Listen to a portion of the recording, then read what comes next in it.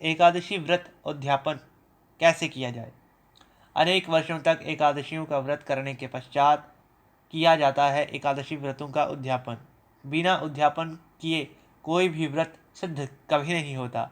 अतः नियमित रूप से एकादशियों का व्रत करने वालों को किसी विद्वान ब्राह्मण को बुलाकर उनकी देखरेख में उद्यापन अवश्य करना चाहिए। एकादशी के व्रतों का उद्यापन करते हुए भगवान विष्णु की विशेष रूप से पूजा आराधना तो की ही जाती है, हवन भी अनिवार्य रूप से किया जाता है। उद्यापन वाले दिन व्रतधारक को अपने जीवन साथी सहित स्नान आदि करके स्वच्छ सफ़ेद वस्त्र धारण करने चाहिए। पूजा स्थल को सुंदर रूप से सजाकर और सभी पूजन सामग्री निकट रखकर भगवान विष्णु और लक्ष्मी जी का षोडशोपचार से पूजन करना चाहिए। पवित्रीकरण, शुद्धिकरण, भूत शुद्धि और शांति पाठ के बाद गणेश जी के पूजन आदि की सभी क्रियाएं की जाती हैं।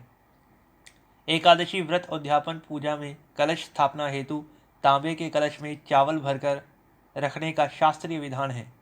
अष्टदल कमल बनाकर भगवान विष्णु और लक्ष्मी जी का ध्यान तथा हवन तो किया ही जाता है। भगवान विष्णु, श्री राम, अग्नि, इंद्र, प्रजापति, विश्वदेवों, ब्रह्मा जी आदि का भी आवाहन किया जाता है। इसके बाद मंत्रों का सत्वन करते हुए एक एक करके भगवान को सभी सेवाएं और वस्तुएं अर्पित की जाती हैं। इसके बाद किया जाता है हवन। वास्तव में ये सभी कार्य तो पूजन कराने वाले आचार्य ही करते हैं अथवा ब्राह्मण ही करते हैं। आप तो भक्ति भाव पूर्वक पंडित जी या आचार्य जी जो भी कह लें उनके द्वारा बताए हुए कार्य ही करेंगे।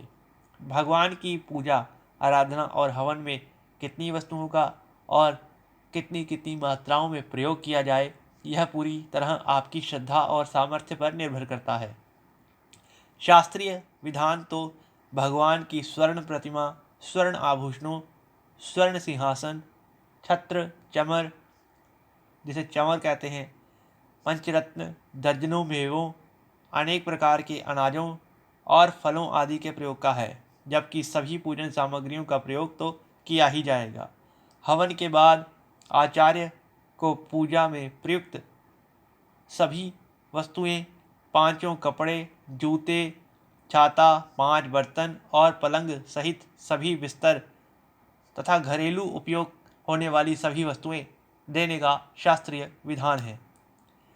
जहाँ तक व्यवहारिकता का प्रश्न है, कितने ब्राह्मणों को भोजन कराया जाए और आचार्य एवं अन्य ब्राह्मणों को क्या क्या दिया जाए, कौन कौन से ब्राह्मण किस किस वस्तु को लें अथवा आप किस वस्तु का दान किस ब्राह्मण को या सभी ब्राह्मणों को दें, इसका महत्व तो है ही। मुख्य महत्व आपकी भावना और श्रद्धा का है। यदि श्रद्धा है तो कम मात्रा में भी देंगे तो ईश्वर अवश्य स्वीकार ही